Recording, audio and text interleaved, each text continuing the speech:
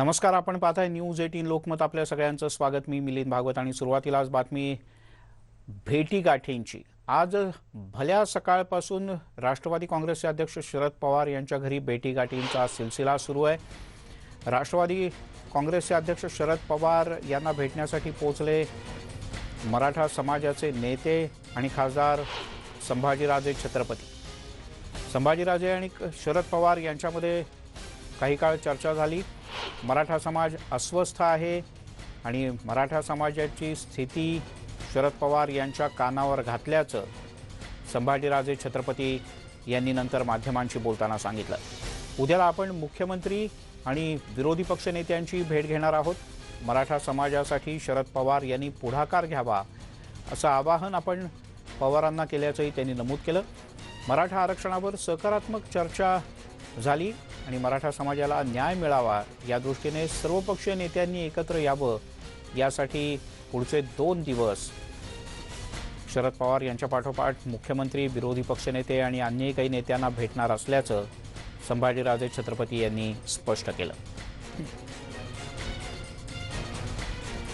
प्रणाली कापसे आपल्या प्रतिनिधी आपल्यासोबत आहेत. प्रणाली, संभाजीराजे आणि शरद पवार यांच्या भेटीत काय काय झालं सविस्तर सांग. जर आता आपण पाहतोय आहे की शरद पवार हे सिल्वर ओक या त्यांच्या बंगल्यावरनं बाहेर पडत आहेत. कालपासून सगळ्या महत्त्वाच्या घडामोडी सुरू झालेल्या आहेत. काल शरद पवार यांनी मुख्यमंत्र्यांची भेट घेतली. त्यानंतर आज सकाळी त्यांनी छत्रपती संभाजीराजे यांना 9:30ची वेळ दिलेली होती. त्यानुसार छत्रपती संभाजीराजे हे बरोबर वेळेत 9:30 वाजता या ठिकाणी आलेले होते. खरं तर अवघ्या 10 मिनिटाची ही भेट होती, परंतु या 10 मिनिटाच्या भेटीमध्ये संभाजीराजे यांनी मराठा समाजामध्ये आत्ता त्यांच्या मनामध्ये असलेली जी काही खदखद आहे किंवा जो काही असंतोष आहे तो शरद पवार यांना बोलून दाखवलेला आहे. त्याचबरोबर समाज जो आहे त्यांच्यामध्ये एक असंतोषाची लाट आहे हे सुद्धा बोलून दाखवलं आहे. ज्या पद्धतीनं मराठा समाजाला मिळालेलं आरक्षण हे सर्वोच्च न्यायालयामध्ये टिकू शकलं नाही आणि तिथे ते रद्द ठरवण्यात आलं. त्यानंतर समाजामध्ये राग अजूनच निर्माण झालेला आहे आणि त्या दृष्टीनं आज संभाजीराजे यांची भेट होणार होती. संभाजीराजे यांनी दिलेल्या माहितीनुसार त्यांनी शरद पवारांना हे सुद्धा सांगितलं की ही वेळ नाही आहे, सगळ्या राजकीय पक्षाच्या महत्त्वाच्या नेत्यांनी एकत्रित येऊन मराठा आरक्षणाचा प्रश्न जो आहे तो मार्गी लावला पाहिजे. त्याच्यासाठी पक्षभेद हा बाजूला ठेवून, विचारसरणीचा भेद हा बाजूला ठेवून सगळ्यांनी एकत्र येण्याची गरज आहे. मी राज्यातल्या सगळ्या जिल्ह्यांमध्ये फिरलो. त्यानंतर आता मी सगळ्या राजकीय नेत्यांना भेटणार आहे. राष्ट्रवादीचे प्रमुख या नात्याने आज त्यांनी शरद पवार यांची भेट घेतली. मराठा समाजाचं जे काही म्हणणं आहे ते त्यांच्यापुढे मांडलं आहे. त्याच पद्धतीनं मी उद्या मुख्यमंत्री आणि विरोधी पक्षनेता देवेंद्र फडणवीस यांचीसुद्धा भेट घेणार आहे. हे सुद्धा संभाजीराजे यांनी सांगितलेलं आहे.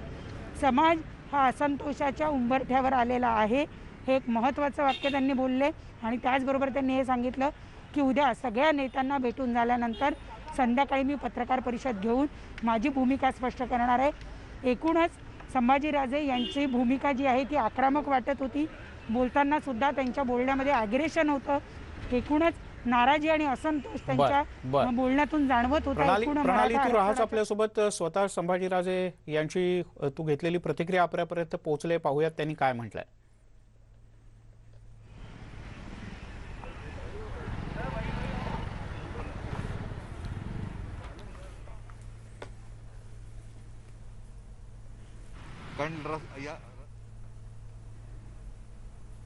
साहेबांना मी पूर्ण महाराष्ट्रातली परिस्थितीच त्यांना सांगितली की मराठा समाज किती अस्वस्थ आहे, किती दुःखी आहे, किती त्यांचा अन्याय व्हायला लागलेला आहे आणि ह्यांना यातनं बाहेर काढणं गरजेचं आहे. ह्याच्यासाठी मग ते स्वतः पुढे यावे, त्यांनी यायला पाहिजे. त्यांच्याबरोबर मग नारायण राणे असतील, मुख्यमंत्री असतील, विरोधी पक्षनेते असतील, अजितदादा असतील, या सगळ्यांनी यायला पाहिजे. शेवटी मराठा समाजाला न्याय देण्याची भूमिका या सगळ्या नेत्यांनी हे करणं गरजेचं आहे. त्याचबरोबर मी त्यांना अनेक गोष्टी जे महाराष्ट्राच्या हातातल्या गोष्टी आहेत, जे वर सेंट्रल गव्हर्नमेंटकडे जावं लागत नाही, त्याच्यावर सुद्धा चर्चा झाली.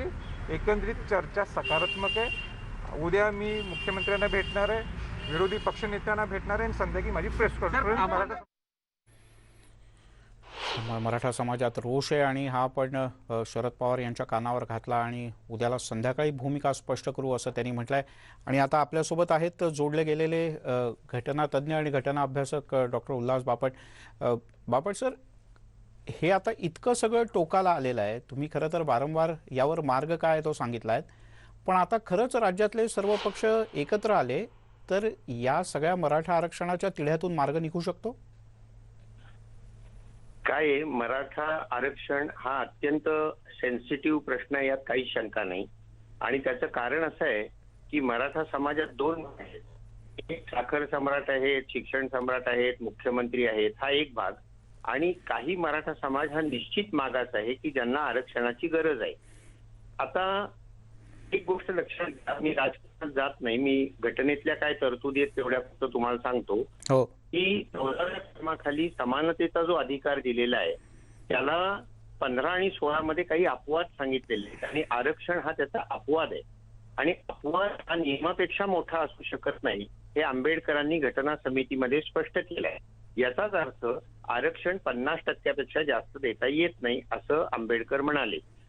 हाच बरोबर मुद्दा इंद्रसानी केसमध्ये 9 जजेसनी उचलून धरला आणि त्यामुळे गेले 29 वर्ष भारतामध्ये ही पोझिशन आहे की 50% वर आरक्षण देता येत नाही. असं असताना विविध राजकीय पक्षाचे नेते हे 52% अधिक 16% पहिलं दिले म्हणजे 68% आरक्षण देण्याचा कायदा का करतात हेच मुळात मला कळत नाही. त्यामुळे आत्ताच्या सुप्रीम कोर्टाच्या 5 जजेसनी सुद्धा हा कायदा हा घटनाबाह्य ठरवला. हो. आता 50% वर का देता येत नसेल तर उघड आहे की मागास मराठा समाज जो आहे त्याला ओबीसी मध्ये बसवावं लागेल. मग ओबीसी आणि मराठा असा लढा तिथे चालू होऊ शकतो. हो. तर मला असं वाटतं की इथे सर्व राजकीय पक्षांनी नेत्यांनी विशेषतः थोडं सामंजस्य दाखवण्याची गरज आहे, गिव्ह अँड टेक करण्याची गरज आहे आणि सगळ्यांना 50% मध्ये कसं बसवता येईल याचा विचार याच्या पुढच्या काळात करायला पाहिजे.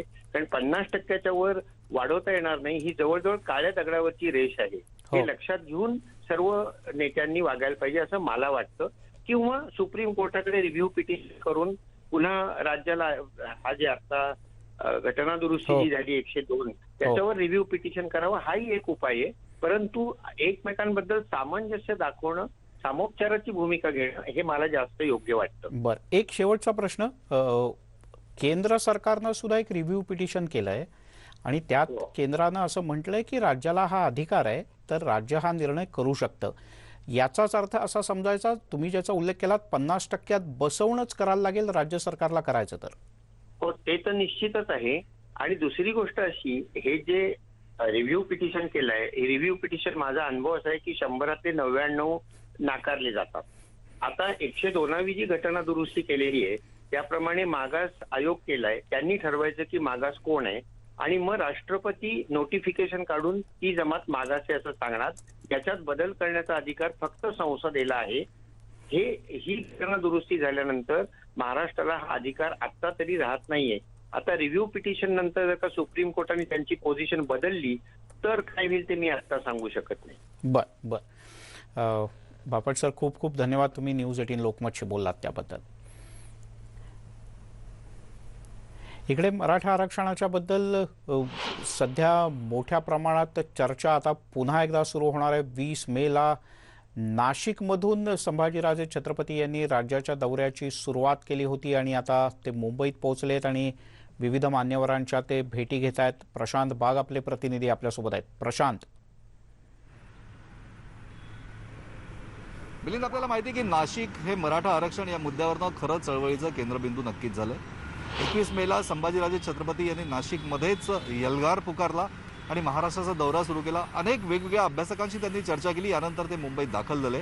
मुंबईत शरद पवार यांच्याबरोबर त्यांची चर्चा झाली. त्यानंतर मुख्यमंत्री आणखी विरोधी पक्षनेते देवेंद्र फडणवीस उद्या सकाळी 10 वाजता त्यांच्याबरोबर त्यांची वेळ ठरलेली आहे आणि यानंतर मात्र ते आपली भूमिका स्पष्ट करणार आहे. उद्या दुपारी साधारणतः 12च्या आसपास संभाजीराजे छत्रपती ही आपली भूमिका स्पष्ट करू शकतात. सगळ्यात महत्त्वाचे 3 मुद्दे आहेत. 102वी घटना दुरुस्ती आणि याचबरोबर पंतप्रधान नरेंद्र मोदी यांना मी भेटीसाठी मराठा आरक्षण या मुद्द्यावर वेळ मागितली होती. 4 वेळा पत्र दिले होते पण त्यांनी मला वेळ दिली नाही. हा संभाजीराजे छत्रपती यांनी केलेला उच्चार. आणि याचबरोबर राजकारण बाजूला ठेवून सगळ्या आमदार आणि खासदारांनी एकत्र व्हावं आणि मराठा आरक्षणासाठी सहकार्य करावं ही विनंती या सगळ्या विषयामध्ये दबावतंत्र करण्याचा भाग एक मराठा आरक्षणाच्या मुद्द्यावरनं मराठा समाजाचा दिसून येतोय. अस्वस्थ आहे मराठा समाज. मुळात इतर राज्यांमध्ये जर का आरक्षण मिळू शकतं तर महाराष्ट्रात आरक्षण का नाही, हा खडा सवाल संभाजीराजे छत्रपती यांनी विचारलाय. राजकारण बाजूला ठेवून समाजासाठी मी रस्त्यावर उतरलोय. माझ्या समाजाला न्याय देण्यासाठी मी कोणत्याही परिस्थितीला सामोरं जाऊ शकतो. आवश्यकता पडली तर मी माझ्या खासदारकीचा राजीनामा सुद्धा देईल, अशा प्रकारचं त्यांनी केलेलं नाशिकला वक्तव्य हे सगळ्यात महत्त्वाचं मानलं जात आहे. एकंदरीत आर आणि पारची लढाई करण्यासाठी मराठा क्रांती मोर्चा, मराठा समन्वयक किंवा मराठा ठोक मोर्चा जे सगळे भाषा करताय, या सगळ्यांना त्यांनी आवाहन केलं आहे की 28 तारखेला म्हणजे की उद्या त्यांची जी पत्रकार परिषद होणार आहे तोपर्यंत सगळ्यांनी संयम राखावा. एक भूमिका, एक दिशा आणि एक विचार हा उद्या व्यक्त होणार आहे. एकंदरीत उद्याचा दिवस हा अत्यंत महत्त्वाचा नक्कीच मानला जातोय. महाराष्ट्र राज्यात पण प्रशांत, हे सगळं पडद्याच्या समोरचं सुरू आहे. म्हणजे राजकीय भेटीगाठी, आज घेतलेली शरद पवारांची भेट, आता आपल्याला एक भेट दिसते पण याच्या व्यतिरिक्त एवढंच असत नाही ना. याच्या व्यतिरिक्त अन्य काही भेटीगाठी सुरू असतात, खलबतं सुरू असतात. काय करता येईल त्यावर चर्चा सुरू असते पडद्याच्या मागे. पडद्यावरच्या गोष्टी दिसत आहेत, पडद्यामागे काय सुरू आहे?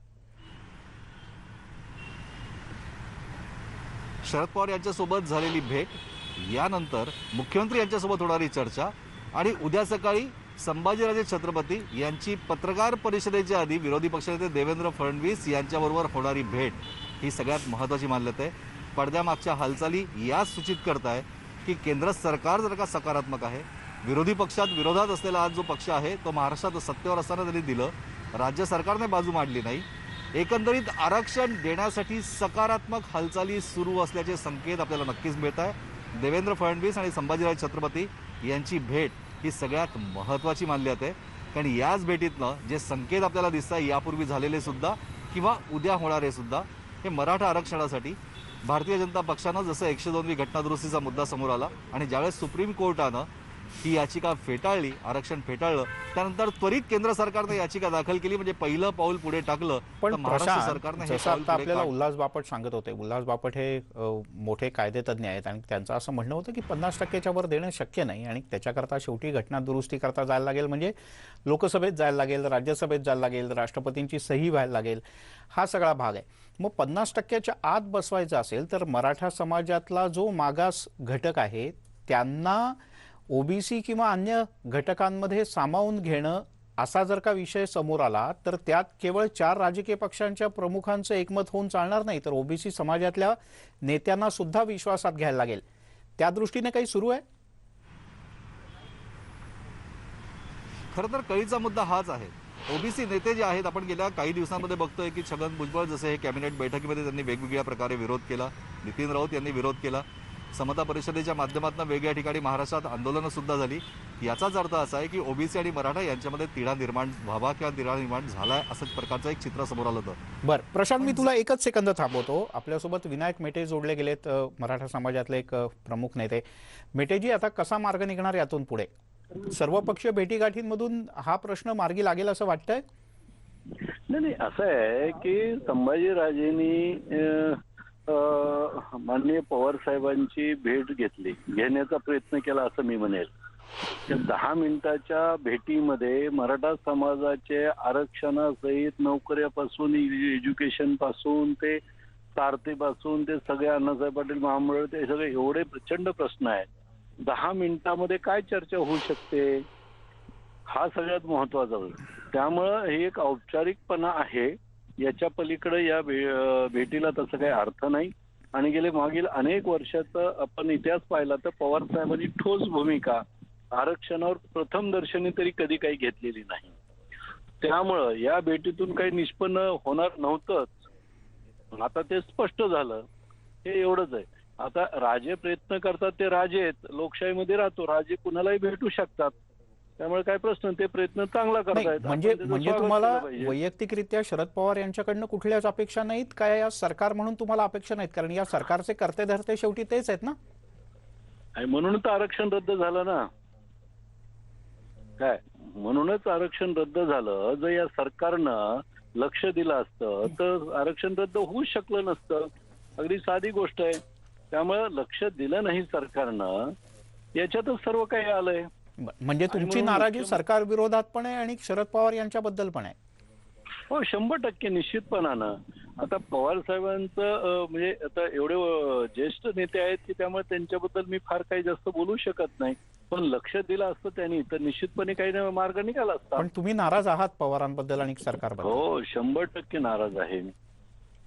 हो हो बरं, अगदी. पण मग आता ओबीसी नेत्यांची समजूत तुम्ही कशी काढणार? कारण शेवटी जर का त्यांना या सगळ्या मागास घटकाला 50%तच बसवायचं असेल तर ओबीसी नेत्यांनाही तुम्हाला बरोबर घ्यावं लागेल ना? नाही, ओबीसी नेत्यांचा सध्या प्रश्न उपस्थित होत नाहीये.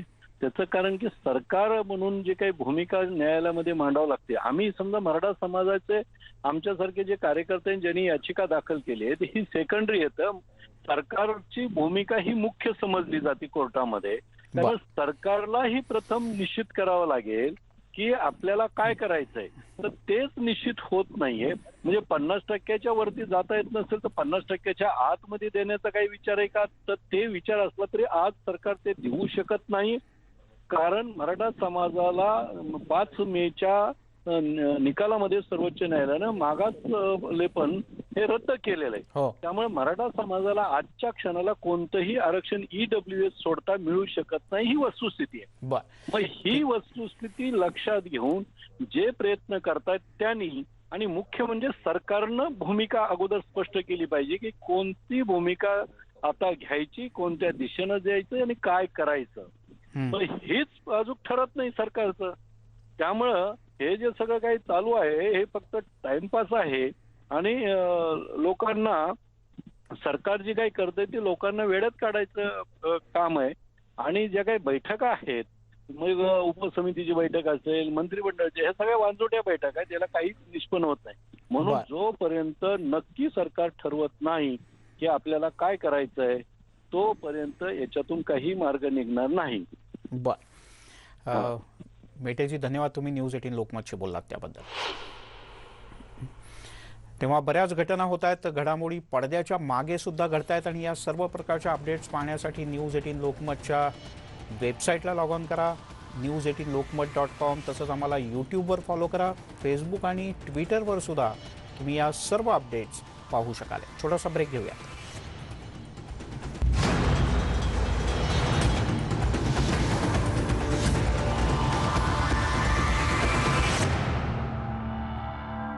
अर्थातच लॉकडाऊनच्या संदर्भातल्या बातम्यांकडे, कारण लॉकडाऊन हवा का नको हा प्रश्न मुख्यमंत्री कदाचित पुढच्या 2 दिवसात महाराष्ट्रातल्या जनतेला विचारतील. पण पुण्यातली जनता काय म्हणते ते पाहूयात. पुणे जिल्ह्यात आणि शहरात कोरोनाची लाट बऱ्यापैकी ओसरली असली तरी ग्रामीण भागात कोरोनाच्या दैनंदिन रुग्णवाढीचा आकडा अजून 1000च्या खालती काही येताना दिसत नाही म्हणायला यात थोडीशी घट झाली आहे, पण जिल्ह्याच्या आकडेवारीत ग्रामीण भाग अजूनसुद्धा पुढे आहे.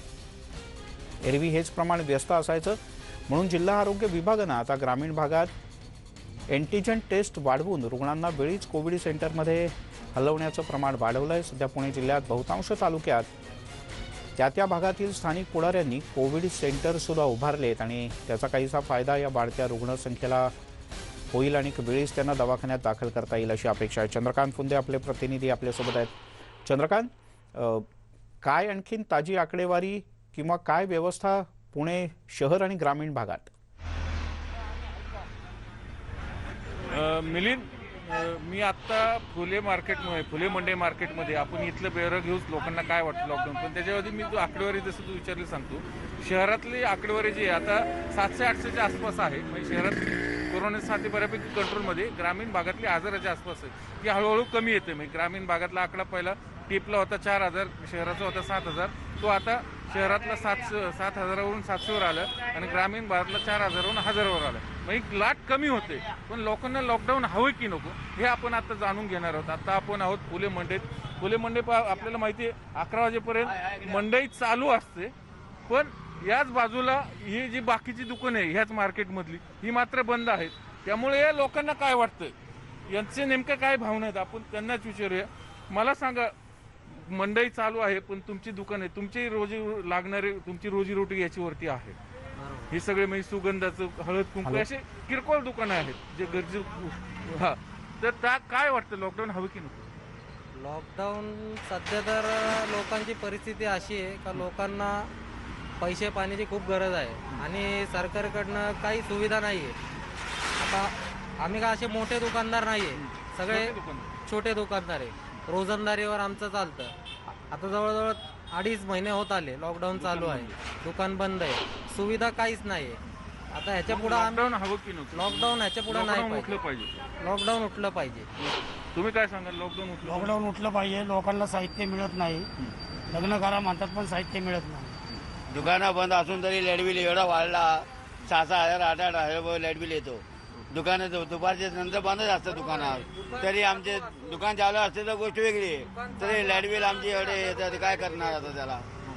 म्हणजे मिलिंद पाहिले यांच्या समस्या काय आहेत? यांचं लाईट बिल सुरू आहे, दुकानाचं भाडं सुरू आहे, त्यामुळं जगायचं कसं हा सगळ्या दुकानदारांचा प्रश्न आहे.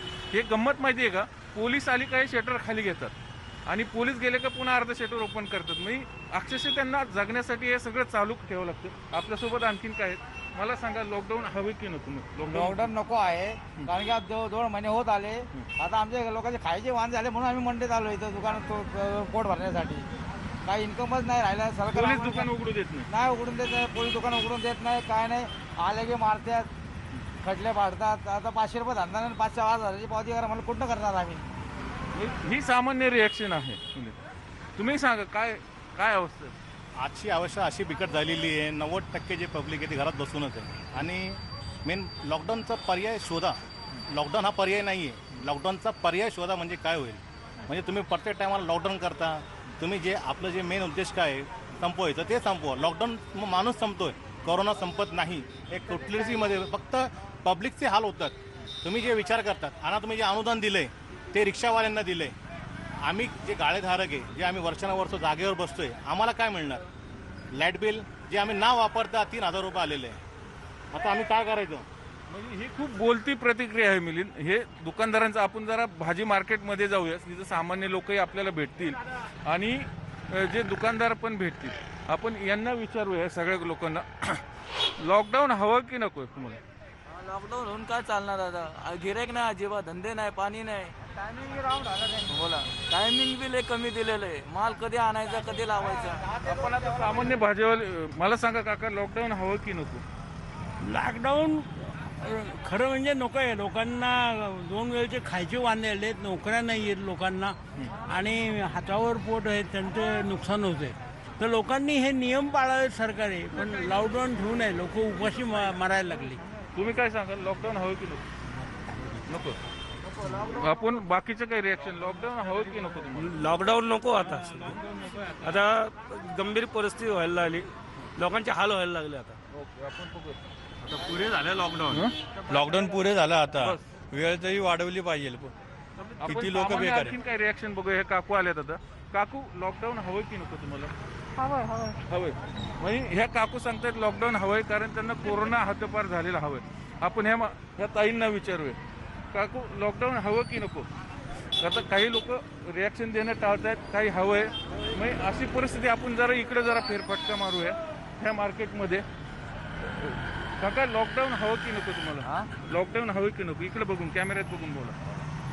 लॉकडाऊन हवंय की नको? पाहिजे ना सर, हा, पाहिजे ना सर. मग धंदा कसा होणार तुमचा? धंदा कसा होणार? आता रोगराई तेवढी वाढली म्हटल्यावर पाहिजे ना. पाहिजे. म्हणजे काहींना हवंय, काहींना नकोय. आपण बाकीचे जे कॉमन रिॲक्शन आहेत ह्या लक्ष आपण आता हे आणखीन आता काही लोक आलेत. मला सांगा, लॉकडाऊन हवंय की नको? लॉकडाऊन हवंय ना. हवंय लॉकडाऊन. मग आता लॉकडाऊन हवंय तर मग मास्क नको वापरायला? आपण आता तुम्ही बोलताना मास्क पाहिजे. मास्क पाहिजे. मास्क पाहिजे. कोरोना आता पण हे गोरगरीब यांचे हाल होत आहेत लॉकडाऊनमुळे. तुम्ही एक सामान्य पुणेकर म्हणून तुमची काय अपेक्षा आहे? लॉकडाऊन हवं की नको? लॉकडाऊन पाहिजे, पण सरकारने या गोष्टीचा विचार केला पाहिजे. सर्वांच्या रोजंदारीचा, पैशाचा, खाण्यापिण्याचा, सर्व गोष्टी त्यांना देऊन लॉकडाऊन ठेवायला पाहिजे. म्हणजे नियम पाळून लॉकडाऊन हवंय. तुम्ही काय सांगत आहे? लॉकडाऊन पाहिजेच आहे, कारण की संख्या काही कमी होत नाहीये, संख्या अजिबात आटोक्यात येत नाहीये. त्यामुळे लॉकडाऊन हे जरुरीच आहे असं मला वाटतं. पण सगळे काही नियम पाळून, जर सगळे म्हणतात की आम्ही नियम पाळू, आम्ही दुकान चालू ठेवून हे करू ते करू, पण खूप ठिकाणी आपण जातो ना, स्वतः दुकानदारांनी मास्क लावलेलं असतं किंवा त्यांच्याकडे सॅनिटायझर अवेलेबल नसतं. मग त्यामुळे जर सगळे नियम पाळले तर ठीक आहे. नियम पाळून लॉकडाऊन उठवायला काय हरकत नाही, टप्प्याटप्प्याने.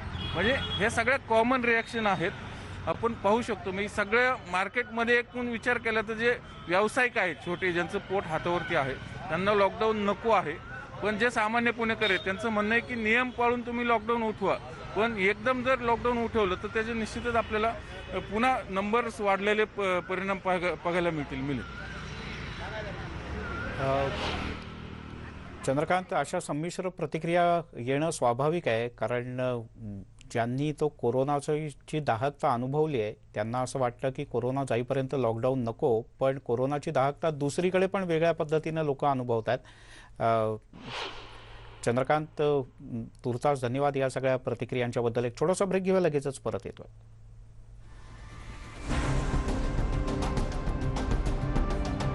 पाटील बोलतात, आपण थेट जाऊयात.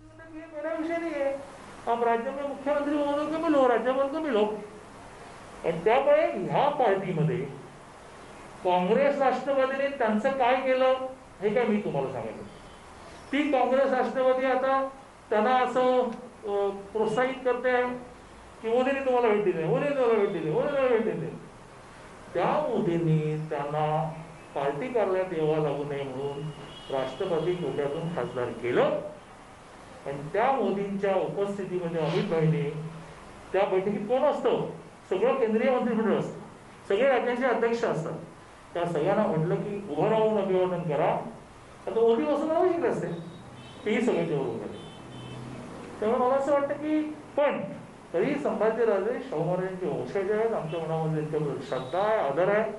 आपल्या सगळ्यांना माहिती आहे मोठे राजे तर 100%, पण संभाजीराजे जरी भेटले, मालोजीराजे जरी भेटले, तरी शरीराच्या हालचालीतून आम्ही त्यांना त्यांच्याबद्दलचा रिस्पेक्ट व्यक्त करतो.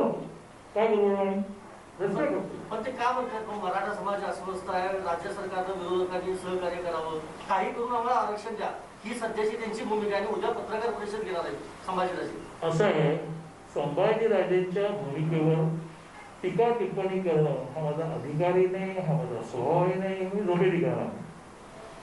संभाजीराजेंना मराठा समाजाला आरक्षण मिळवायचं, त्यांनी राज्यभर प्रवास करावं, नेतृत्व करावं. आम्ही आहोत मागे, त्यांना हवं असेल तर मागे आहोत. त्यामुळे संभाजीराजेंच्या मराठा समाजाला आरक्षण मिळणं या आग्रहाला कोणाचा विरोध आहे आणि त्यांच्या नेतृत्वाला कोणाचा विरोध आहे, त्यांनी फिरावं. आमचं त्यांनाही समजलं. एकीकडे संभाजीराजे म्हणतात की कोरोनाचं संकट आहे, आंदोलन करायला नको, बाहेर पडायला नको. आणि दुसऱ्या बाजूला संघटना असेल किंवा भाजप असेल, हे आंदोलनावरती ठाम आहे. तर हे दोन्ही नेमकं कसा मेळ घालणार? कोरोनाचं संकट आहे. सॉरी, एक आणखी मोठा प्रश्न.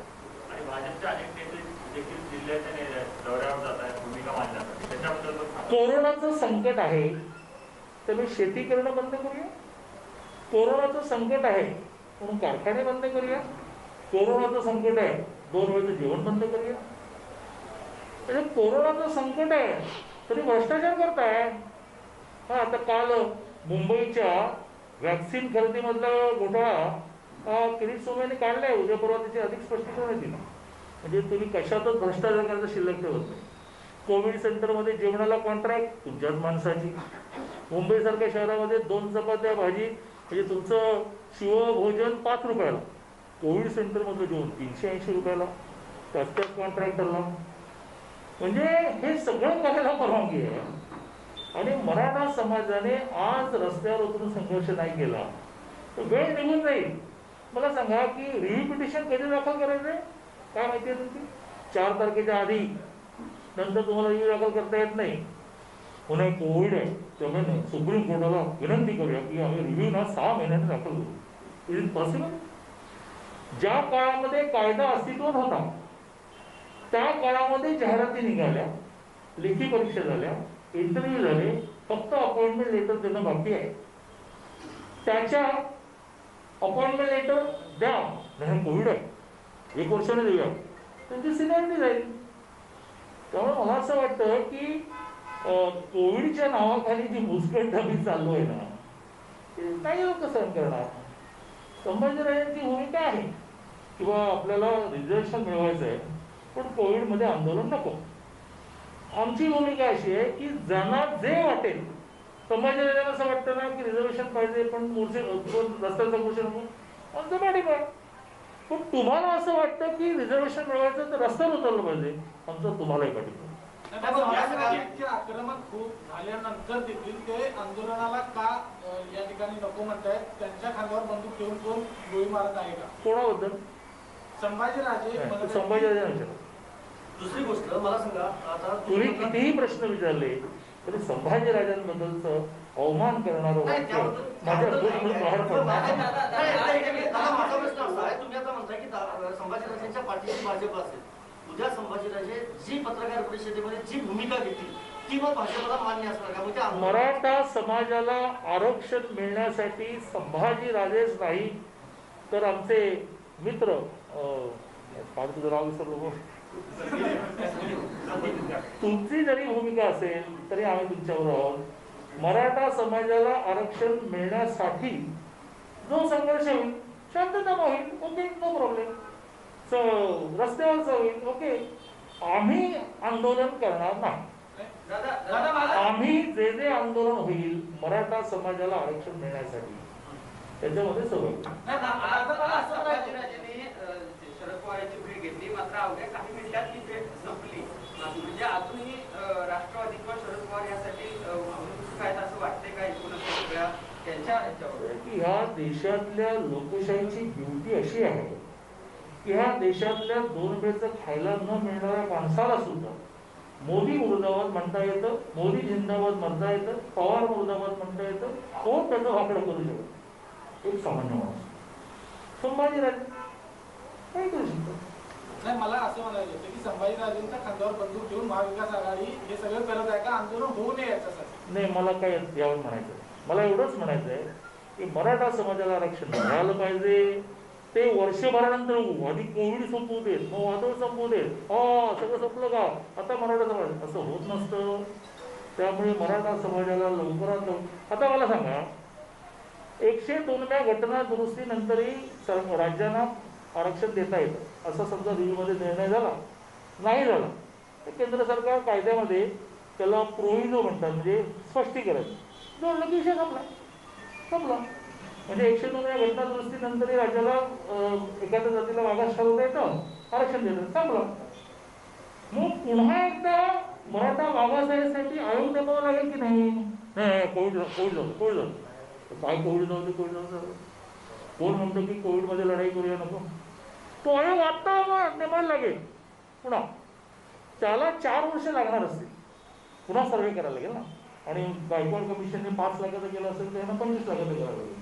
कारण तुम्हाला आता लॉजिकली मांडावं लागेल की नाही मराठा मागायला, तोपर्यंत सवलती द्या. कोविड संपवतो, नेहमी फी भरायची आहे ती भरा. प्रायव्हेट मेडिकल कॉलेज आणि डीम युनिव्हर्सिटीमधल्या मॅनेजमेंट कोटाची फी तुम्ही भरा. अण्णासाहेब पाटील महामंडळाची लोनची मर्यादा 10 लाखाची कोविड होत नसेल. याच विषयावरून भाजपची पोलखोल करणार असल्याचा इशारा सचिन सावंत यांनी दिला आहे. काय झालंय, सचिन सावंत मध्ये शांत होते ते, परवा ते राज्यपाल 12 जागेचं काहीतरी निघालंय तेव्हा त्यांच्या आशा पल्लवित झाल्या. मग आता त्यांनी जरा जास्त बोललं पाहिजे, नाहीतर नाव मागे घेतलं जाईल.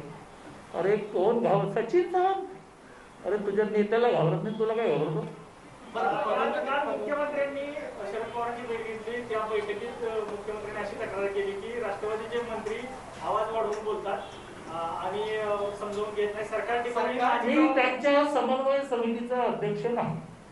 दुसरी गोष्ट, कोकणामध्ये एक भेट झाली उदय सामंत आणि देवेंद्र फडणवीस यांची. त्यावेळेला नारायण राणेंनी काल असं म्हटलं की कदाचित उदय सामंतांना शिवसेनेत गमत नसेल. तुम्ही प्रदेशाध्यक्ष आहात भाजप पक्षाचे, काय उदय सामंत येऊ शकतात भाजपमध्ये? अजून माझी काही भेट देवेंद्रांची पण झाली नाही, सामंतांची झाली नाही, राणेंची पण झाली नाही. विचारू सांग. केंद्र सरकारने दाखल केलेल्या याचिकेवर मराठा आरक्षण हा शब्द सुद्धा नाहीये. 102वी घटना दुरुस्ती हा मुद्दा हाताळून केंद्र सरकार फक्त पळ काढतंय असा आरोप अशोक चव्हाणांनी केला. त्यामुळे भाजपचे प्रदेशाध्यक्ष चंद्रकांत पाटील यांनी एवढंच म्हटलं की संभाजीराजेंनी नेतृत्व करावं, त्यांच्या नेतृत्वात आमचा मराठा आरक्षणाला पूर्ण पाठिंबा असेल. यासोबतच एक छोटासा ब्रेक घेऊया. पाहत राहा न्यूज 18 लोकमत.